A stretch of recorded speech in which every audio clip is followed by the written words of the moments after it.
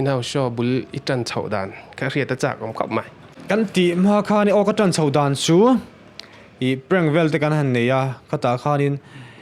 prang vel atang hin sum vai khat ma kan la kan mu mang lawa prang le a comment trolling ti vel ka puisa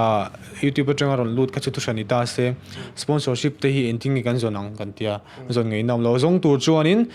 YouTube pi tu man la ring tok lawa sum dong hawin YouTube pa kan da don na kan video a in phang na lo ti ula chu ti kha mi za chu in senga ti don la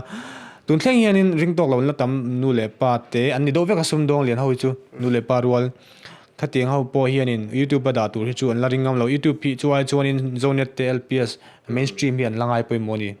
chu wang ta chuan sponsorship kan mu thin nan chon mainstream kan lu chi langa ya tin kan chak ruk em mani ya Ellen So Jimmy Fallon te Jimmy Kimmel James Corden late night show shim kan en nema chu ngi anti da nang de ka kan ti thailo pon Mizo version in Mizo ina kan tlin tura piang khati la ti in ngai dan kan siama chuanin kan ti chauta ni ya voi khat na a mi puin mi lo hlut sak ngala ti khanin kan ti chau zela ni nai mi lo hlut sak zela ai mi dang so lo ni lo na mi dang so anga kan kal lo bang shim po khan mi lo hlut saka chu wang chuanin I pathian zara khati khan kan ti chauta ai mi lo hlut sak zel durin ka som ngal bok du chawni chu show ka yan chanta atira LPS te hi IBM nge entin nge ka ZONET hi bengor ngor nge ZONET hi kan benghala atira tang ve khenin ZONET LPS hi chu alang che lo zo ka biak kan biang em ti po kan sei chuang lo belawang ti po kan sei chuang lo achan chu ZONET lampang a hian mel shiat ten lo om ve ati meng nge hei mel shiat thian te kan lo ne ya an zar kan zo tin ani loin khang thian te om sa na kha kan du zok mei ba ka ZONET hi enge a variety thala hian kan en tamatin e zol a big hian in atama ZONET thi apum pui chuan LPS nen compare page chuan in an la niam ani hei subscribers pon la nei tlem zok amaro chu thil tunlai trending a piang hi chu anti thei ve zel na hi ka faka chu wang chuan in ZONET hi chu kan shon en hianin enge tlem chuan in ai me dawang atin kan bel zok ani chuanin ani la Inhouse Show season 1 kain tita ta khanin thil thar thlir khaninga a hau tak donin ka ria khami I experience vel ka in soidon miniang thil thar thlir ni a then hi chu kan hei kan ka soi tak ang khanin Jimmy Fallon te Ellen So ti te sang sang hau kha kan en ve na sa ni ka tinga tanga kan ti thei tu ron chi game sang chi te kha kan ti ve na sa an mani ti ang pot am takoma then phe chuanin kan copy ti kha kan zep chuang me lo mo chu comment na te po Jimmy Fallon style ang chi kamo Ellen style ang in ti se ti khati ang chi khaw ma mar se nga ma kan ngai lo ha ka chu an ni reng boka ni e va ti te po cha ko ma achan chu I Mizo ina kan lo ti ve kha kini chu kan ngai lo zo ka Mizo version hi ni ve zel me in kim hi kan lo thei ve zel boka chu kan thei na hi kan lan tir ve zel in ka sia het lama tang hian chu wang chunin kan han ti ya I games te po kan han ti thei ve zela ang che chu kan ti thei lawang ma se how tak lai na chinai sei min zona khanin how tak lai chu tam takoma adon na ya games tur enge an khelang milar ha enge an khel puyang equation nge kan zong enge I engloman nge kan pe kang ti te ngei tu hi tam na ni khathiam I ngei tu ta mai baka kan guest ten lo man lowem ni som te lo ni ta se ni kuwa te lo thul te nom thu jing khanin po chop ngai te po khan omani an guest special guest te kha I emergency wang lo man lawang chi tamo chu wang chuanin boina chu kan to ma se kan tin hem tultula season 2 kan thlan meu chuanin kan kalpa ti thei to thathiam em om je chu hei I ngaya kan lo nei ta season 1 kha chu kan boi kui thak I kan por pheng phung mai ni so jan hian in Ngaihnawm lo kan makeup te che zo vek thin chung vel chu ni ve tin I audience hian kan boi thina tuna ping kan sei du pakhat chu I kan boina ber ka som hal chunga kan boina ber don la lo dil chun tam thina moro chu du big te hi kan lo nei ve thina college sang how hi audience hian kan show hian season 3 a puhina ni le dona I audience hi in lona non mang thina audience how hi audience paid ve kan ni chu kan lo shelo me the thren chun sengai lo ana chu aron om ve top lo ticket po kan siam du len lo ticket siam kan du lo na chan po I show hmuhnawm tu chun audience in poi mo pera en tiklai pon am poi mo ni ticket le yaron tiaron ai chuanin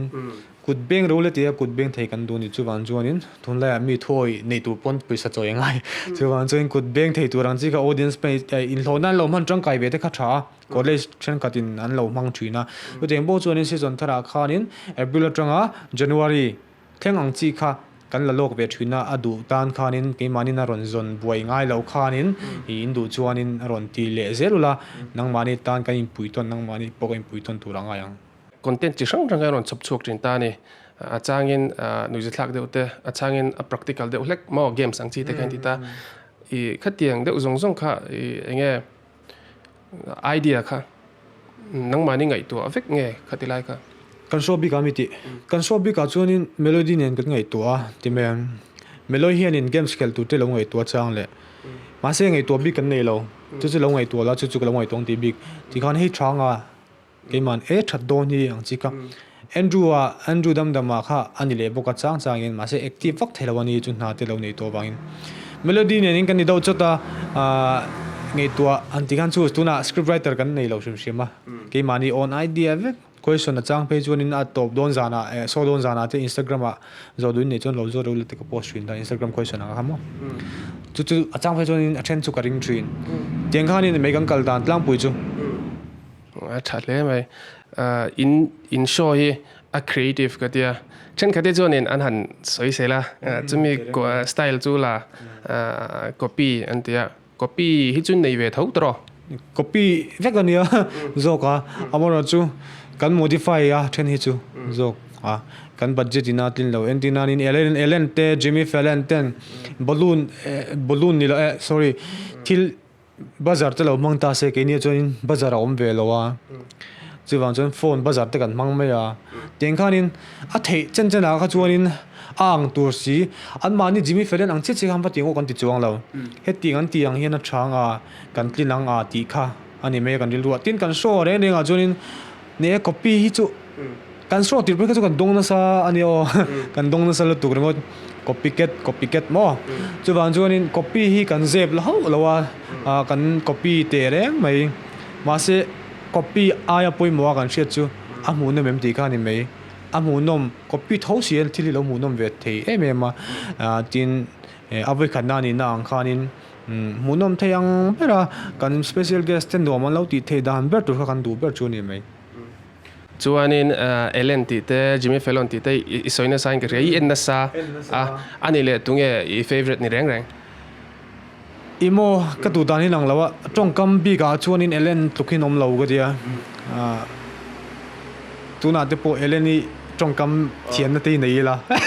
thiam lo chung hianin ten Jimmy Fallon energetic hei amma phur theilo tuk nai ka du boga tin James Corden la lo ni se let nai da hianin ami zia topa hi adu mo hei fake tel lo ni huwa me a chon Jimmy Kimmel la ni se ngal em me ka ting do khanin ai kop khanin ka du vel vek me a du bi khan sei du chon ni Ellen ni chu ka du ber a chan chu I tongkam thiam hi lo poi mo ema enki ma hianin tongkam thiam na te hi ka du em mo chon Ellen ni ka thlang me yang tinga chon mo ke po ni deuh tho Ellen hi ngati nge pok re lem lo ma hi ami Adam riwa chu bang chon du do furang mi dang pon mo mi ne theina nei tlatani Ellen hi mo mi dang hi chu han en kan nin tlam hi ne vele deuh thin so pelote kan nei thina kai poni thaw mo I baga ang container zer te poni ve ma se Ellen hi chu chele soinu thil ren en ka ti hmuhnawm thiama engkim kha tu poron thu se I presence of mind nei thatna em hi duam kati chuanin han kalpele taila in-house show in tita season 2 zo khanin star challenge kain team ka khami ka in-house show ka TV kan lo entry ta star challenge ka internet a khai da te ta ka enge omzia ka rechak le mai I thil ren chu ni ka sei le long experience lo poi mo khop me star challenge ka lo tel to zong ten lo huat nan mang lo se injur nan kan mangi tin ani lo thil experience nan kan manga experience lo nei nan mo ton chiat nei nan Mizo Idol te mi itai kon te avoi khatna an tiang do khan mo chu mainstream kan da lo na chan jok da khamin zona nin ka sia mainstream kan da lo na chan chu I da tur khan kan ba belo shim shima zonet lam LPS sampo a chan chu mainstream ti tur chuanin khatiang show ni competition hi chu I experience kan la nei lo sim ni mai lo nei tin tile chilang chung kan da tawng khatiang thau khanin youtube atangin intinge view din mun min an thut donem min an thut don lawem ti te kha kan ngai chang ve photani tin ri nai na lo thut reng boka chu wang chuanin season 2 star challenge sa chun hey ian contestant te po kha be sei pha bagin lo tam to tura ngai la I an tam ka ring boka ama khanin ri nai be sei ian lo tam mo chu wang chuanin ZONET thau tu lamu ta to te poka beto thawa min lo welcome rang an ni chuan in eng shop po ti donin la I lelama chuan originality in-house show ngon ngona nga kalhi athat ve na chena oma thil sang sang wa ti hi common te lo ol ve mo atinga lo just le de yang chi khamo chuan just ngai pukan ni lo ta khan judge ni host pa da wem ta kha ai ka host lo mo host pa da wang do ta bin he tinan deng an chuta ke man ka eng lo top audition thleng kha chuan grand finale khan berily kan host tira chu ba kha chu I kan soi vel thuna tang khan in chung ni do mai chang se top chuan in I just din hunan din ve top kha lela ma chuan in thashun ombeu na mi po khan an se ma se nuam ko ti ve sim sim a technical line anga ba bon lo ma se ka bula technical line a thatak takan lo thut chuan in thani ati tu pa ka niya ani mai dro ka chu ho siam tu pa ka niya ka thu ber khan ni de to mai ta ka jong ka du le ka ja changa Simon te po thei lom dro tu chuan thei ti anga chu idea ki ma this is na chuan kurta war le ka hatong chuan ani le kha an social do mi ente zonga social nge kurta war soi se lo ye komen na kha in ve khat chu ma khata chang kan ka lo in la Simon Cowell ma zok ma ka chathia mem Simon Cowell avan ang an lo de that do ni Simon Cowell ang do hin han comment ting te ka ti chawa ka thiam le chong lo wan tlema han ti deuh thak khi chuan mi hianin meron ti let ve deuh thak mai mo comment lam panga hian chingkan season 3 te kai soi deuh zo join ka riam anga yang hianin so a chho zel don nge thil thar bel deuh te nei star challenge big mo in-house show mo nei don te reng mei crew kha kan nei don ka soi to ang khanin kan crew au khan kan ring to kha mani kan meeting tang khan an idea tha ke ni generation ai chang kang an ni an new gen mo etiang hei tun lai mascom te chu in sianga thil engkim thil kalmang shevek to tin an idea te poron pora agenda ang to ro khanin athalom ka phu thar khop meya segment sang kan nei don ati khanin I entinan show dona kan thu kho manga ti khanin kan ti hau mat mal dona ama ai tha chuan a chuak karing a chuak nge yang kha chu ka be se sang season tharai chuanin kan thil ti thar tori chu ka soilok thelo mar chu season dang nen chuanin ai nang lawang upgrade omang a changklung tel don changklung vio nga hmuhnawm hle tura ka ngai ni experience youtuber atanga zi chu ka chuan experience nga berin ka ria chi rang hi itikwal na ta an omlo ai nga namlo rim chu Mizo Idol te kai host date to ni ka ni experience ka re chak ka soi chak khop mai kha thil kha kan ti fu lo mai ko pa ti dei la min lo ring ve lomom khop me ZONET lampang pon ma se enge ka soi sel chuang me lo mo chu I idol la kha chuanin a flop moi ngoi ka te ke ma big chuan ke in sit me lo sit chu mar chu ka ti chi ni lo hangzong han ka lata thunga an ni po ka sil thawa ka zam ani ber niang chu a chan chu Mizo Idol han chuan kai thut kha kan show kha chu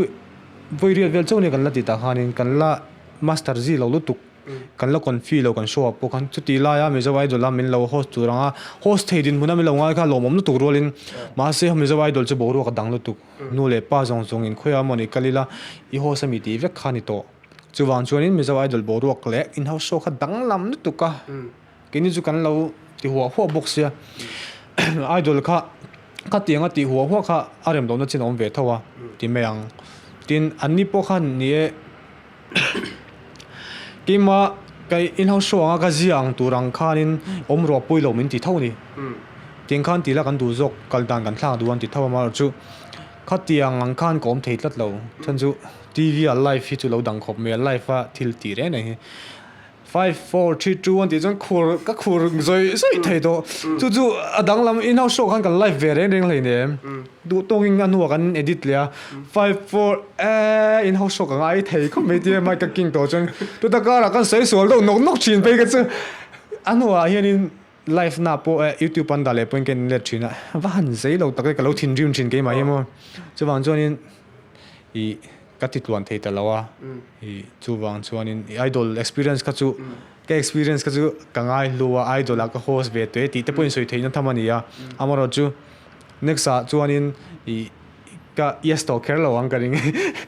chu kadin munri ni idol lampang le eng mo kong sang vela han ho sang chi khachu I ka zong lut vak lawang I ke ma rawn chungah pak chon mo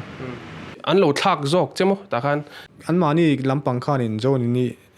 uzon ni mo ka kha ti don ti to dona a top 10 chin sim kam lo ti wang khanin I laklo do in thla khani chung lo zone ni kha top 10 a khanin an lo hwal lok do ar sim wang po khani be pakhata a ke pe ka chuanin top 10 thleng ka ti don ti ka kha chuang lawa I ti khanin top 10 atang chuanin zone ni ti thau ta mo I ani master eng kim lo senior nan to ang chi khania ani azai boka adik le thap mai ni top lama ka chuanin chuanin idol lampang chu han kalsan le taila in-house I channel lampang en lut taila dro I channel hi section pangavelin kalo thena prank kania social experiment nia comment trolling po khoma dro chuanin nangma in-house show big trim te po khaida chuanin short film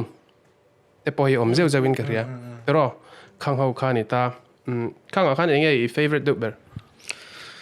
chu tiang lo chen sang chang I se sim fa chu ka khop mai chu alo om khop mai ka ti zong khan ne ka lo ngai to thina ke po hing ka thena ma ni meeting na po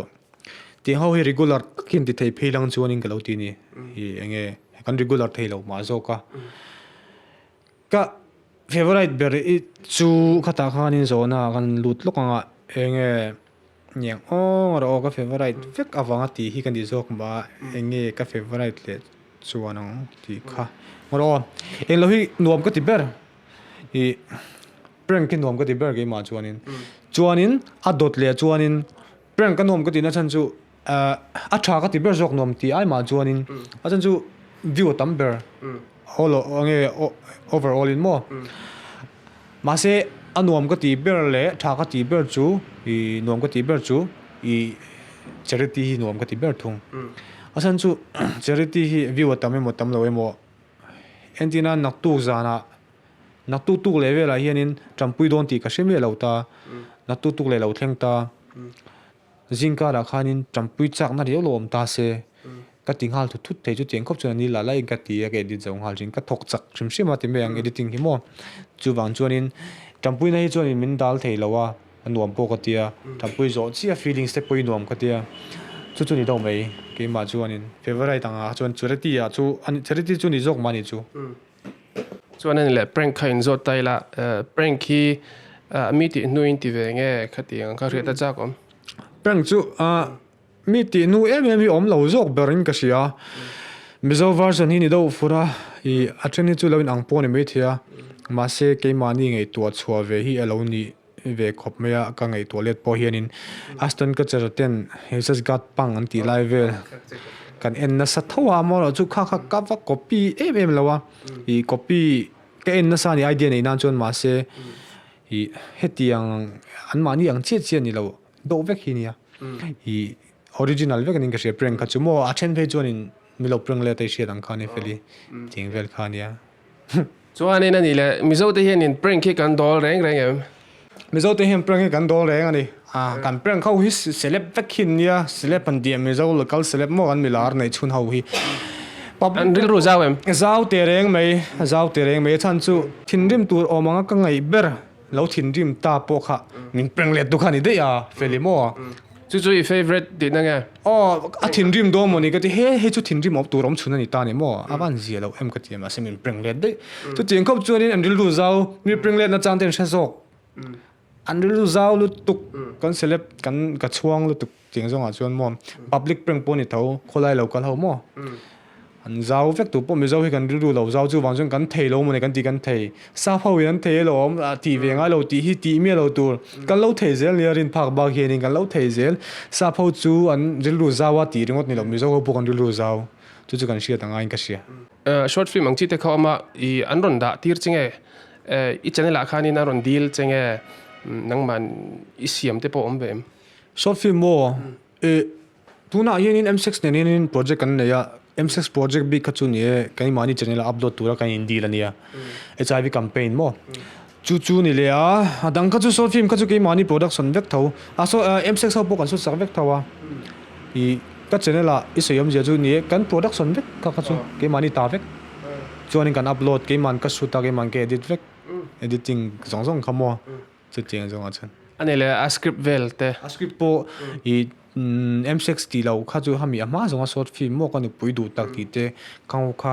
I kan script okay mani script vek ke ma ti vek an tin I melody nena ni ber me chu melody nen ti kan ti ho veka chuan M6 kha chu topic kan thlang vea ana mi pat na chungchang ilo siam don nen ti kha chun ma se script kha chu ko boi pui thungai ta screenplay nen mo a topic chu khamin than sak ting khan ke boy film hen ka tui ve ang ren khop me ti te ka han tum ve u ka ma se tingam lo le thina lo ti de u top pi lo chade berani mo short film ang tal pun ti vela thalom ma se minute tlem lo hi lo ni lo khopa how tak da nei nang do ring ka sia how tak thawa feature film pa ngai mo film sei ma se short film voi khati lang jonin I zong chang ve thawang anuam lom ai story hemi story hi lo poimo ang reng sia mo story thado do te nei chuanin ti ve la kaman ti ve ni a cha kom ti de top kha lo tha ni hi hetia in ngai tu boy a cha I mo ka sei du pa chu just do it policy hi lo ngai tu tu na kan content nung ber gini nena MMA fighters kha kan shoot ma ni khan kan soi me aron leng thi na ta hianin I double V te po aron da ron le ve hal ro ne kena tiang te aron da pa ron leng thi na ni ta khan kan soi me atu zana atu ka kan sut ngal om je chu ti khang kan soi chung kan soi akal ral do na chu man jon ti nga top pi lo tha chu I apply thin thawang apply na sa zol chin ro tha tu na mi poi ron ti do to be me ti de top mai tu na mi te po hi social experiment ka khata chang khanin ironin apin ka ria tro engzat vel bor ngai ti social experiment ka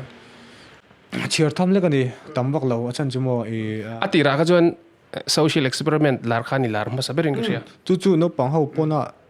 social experiment na min ti khop khanin social experiment kha keima ni me la langa in house kha chu tuna po hianin ni enge ala lang thawa I athen na chuanin chu kan lar pui bernin ka sia I seita ka chuan tu nu hianin ngati ngai ti to lo na chan ka ti to lo na chan pakhat chumo ama ka chu keima po acting ka lo ti ve thina petrol a zau ti te HIV ti tel chi sang a khan comment trolling thengin anuam ka lo tia keima le keima khatian milo lak sak tu nom thawa comment trolling pe chu nuam ko ti tu hin la ti theise chun ka ti chau tu ma se kan meli I lo lak larwani loin a common jok mani chu lo common ve angreng to sia va ti ringo ti la kan ti to lampang po khan min she do chan to milak larwanga tu man lo ngai lo se common wang zo kan ni chu I tiang kan vatia kan kat nuala ni mo suak le na kan ya tia khanin suak le na kan tiang kan vatia suak le na kan ya comment trolling a khanin ka sia che ti to khan lo om thini chu za thak theilu tu ka mo tinga be ka chuanin I content ta kha chuanin hei adang te ka chu thopui fun deu khani ta comment trolling bi ki kan nui ka ti zalut tu ka en thalea ni zana te po kan nui ezal tu ka chon suak le na ka ron soi langa in relationship reng suak le na cái này về về đấy ngamo lấy mà kan thil ti te lo support về thina lo mom khop mai hua la ania kan thian pa hua la kan ti mai dong e tun hua phe chuanin PUBG thleng kan khel ho to PUBG khel ve thing kan ral khata tang hi melo support ve thina ani hi tlema ti thinrim hlom do le kan ye ati thinrim do le chuanin mi hi ka dan hi se khop me a fing boka chuwang chuin ral khata tang chu te ka ra chuanin milo support ve tat maya chunga point gal lom khop pe hei in house chu story a le engam wa point lo mang ve thina ni tin private te point kan be ve zo zo wa WhatsApp lama te po hianin I ave zong te ron se chang le tiang khanin